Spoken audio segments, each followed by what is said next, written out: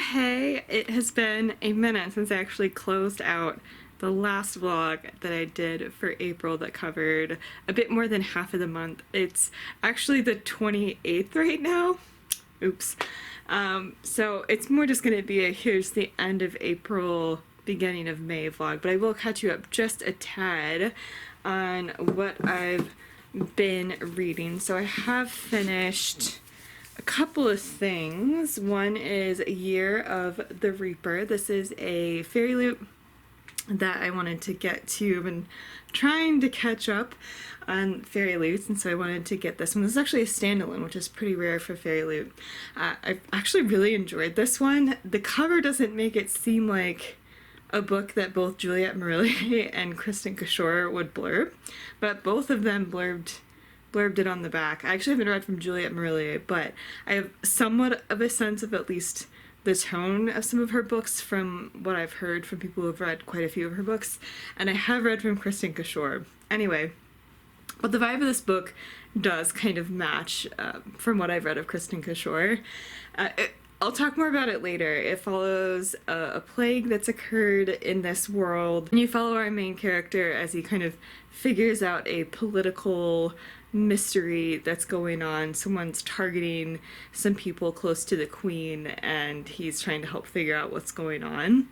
I had so much fun with this one. I'll talk more about it in another clip. I don't have a ton of time right now, but I also read the second volume of Saga, and I did this one for the under 100 pages prompt for Magical Readathon.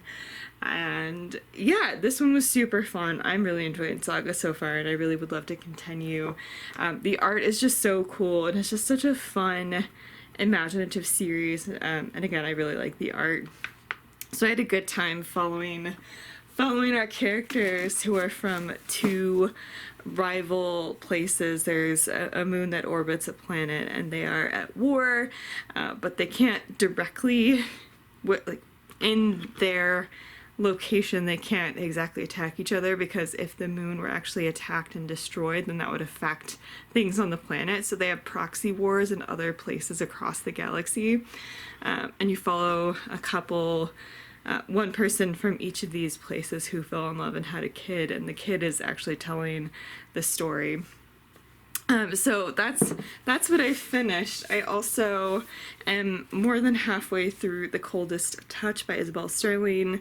I'm having so much fun with this one too, which is actually a surprise, because this is a contemporary that has vampires in it, and kind of in that vibe, which isn't always something I'm drawn towards, but I'm having a lot of fun with this one. Again, I will talk more about that one in a future clip. I just wanted to go ahead and at least open this up and start this vlog and just say hi and catch you up just a bit. I haven't read much more in Witches Steeped in Gold, but I am hoping to read a bit more of that soon as well. And yeah, I'll check in later. And time for speedy update number 2. It's the next day, Friday, April 29th. I did finish The Coldest Touch by Isabel Sterling this morning. I will do a longer clip. I think I should have time tonight, hopefully, to actually chat a bit more about that one and Year of the Reaper. But I did also want to say that did a thing. So there was a library book sale at the library, the local library, and so my boyfriend and I were able to go last night, and I did a little bit of damage, not as much as I could have. I actually put back like I think like half the ones that I was thinking about getting, I actually ended up putting back, but I did get some things, so let me show you real quick. So I did get a copy of A Torch Against the Night. This is the second book in the Ember and the Ashes series by Saga. I have read this series, and I have a copy of the first and third books that I have found on discount, and I was able to find the second one, which is very exciting. I also got the fifth book in the Mortal Instruments series. I'm participating in a read-along in a Discord channel. I'll leave the information below, so Amy, this one's for you.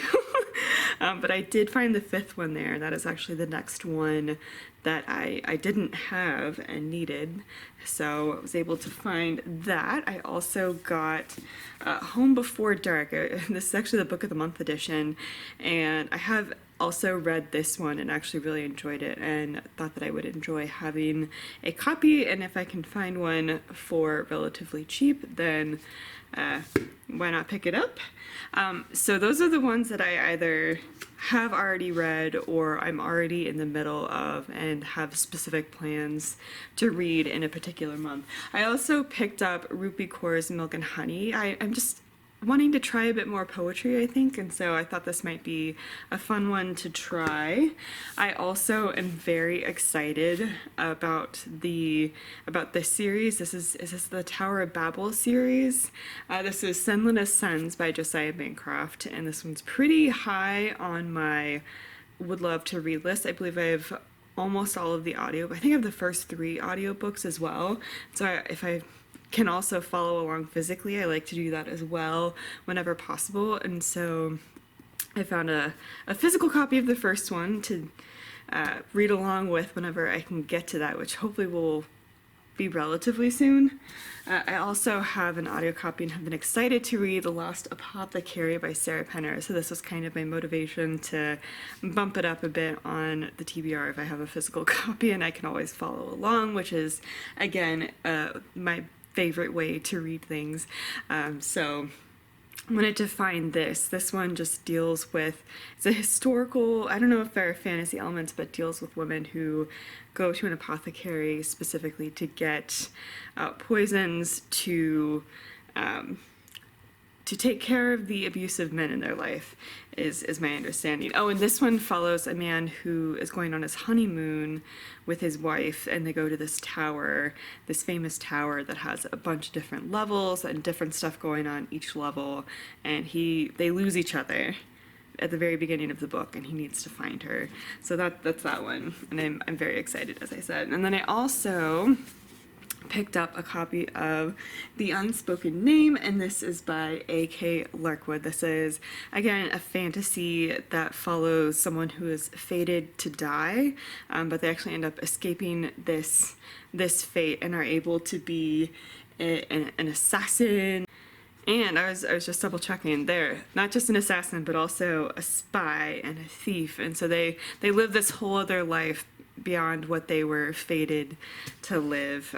So I, was able to find some great stuff at the library book sale. So very excited. I need to go. I'm on my lunch break, but I need to go and get a few more things done. And so I will check it. I think I should be able to check in a bit later today to actually sit down and talk about some of the reading that I have been able to do recently. But yeah. Okay, so we're gonna wrap this vlog up on the floor. 1, for the lighting. It's probably the better lighting anywhere in my apartment at the moment. 2, I'm doing laundry out there, so I'm gonna try to avoid picking up that sound as much as I can. So it is actually May 2nd at the moment, so I wanted to just wrap up what I was able to read this weekend towards the end of April, very early of May. I had mentioned that I finished Year of the Reaper and haven't really talked a ton about it, but this one was, I think, both of the fairy lutes that I'm going to mention, like, I think fun is just the word that I think of for both of them. This one, I think I very briefly mentioned, follows a plague that has happened, and a princess has gone to a neighboring kingdom to marry for a political alliance, and, that's kind of the setup. We follow a character who has kind of been caught in the midst of this political turmoil. It's a few years later. He's kind of been caught in this political turmoil and has actually been away for a few years in that process, and is coming back and is trying to figure out what's going on, because there are people around the queen who are being targeted, and so he's trying to reintegrate himself into kind of the circle that he was in before and figure out what's going on, because there are people being targeted, and he's trying to figure out why, and they uncover a secret that is gonna potentially upend this uneasy political alliance between a couple neighboring kingdoms. And the writing was super easy to get into. I think the characters were super fun. I don't think there's anything like super new or outstanding about this one necessarily, but it was a lot of fun, and I just had a good time following the story. I did listen to it on audio. I think the narrator overall did a pretty good job. It wasn't my favorite narrator, but did a pretty good job. And I just had a very entertaining time listening to it. I had no problem picking it back up and diving right back in and getting into the politics and just being entertained by the characters. And I don't think this book, it's a standalone, which I kind of appreciate. I don't think it tried to do too much, which can sometimes happen if it's a standalone. I don't think it tried to do too much. It tried to keep the story relatively simple, but fun, I think. And there's also The Coldest Touch by Isabel Sterling that I was able to finish. And I was a bit nervous, as I think I mentioned, because I don't tend to love contemporary stories with some sort of fantastical element. I don't always like them, and so I wasn't really sure how I would feel about this one. But this one was super entertaining, and I really liked our two main characters. I actually really liked their dynamic. I thought that Isabel Sterling just had their dynamic kind of, it was definitely a very slow build up, but I thought she did that dynamic really well. And we follow a character who is able to see people's deaths when she touches them, and she is just haunted by this ability.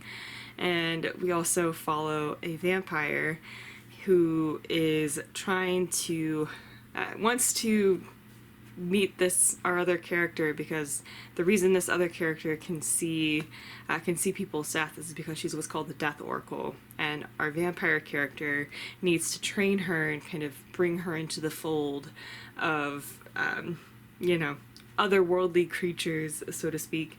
And so she's trying to integrate her into magical society and teach her things about her abilities, help her get her abilities under control. But they also each have their own separate thing going on that they're not really telling the other, and some things about either their present or their past that are coming back to haunt them, or that they don't want to mention, that's kind of getting tied into things. And so it was super entertaining. Again, I had a really fun time listening to this one and had no problem picking it back up. And I really liked both of the narrators. They had a narrator for each of the perspectives, and I thought they both did a really great job.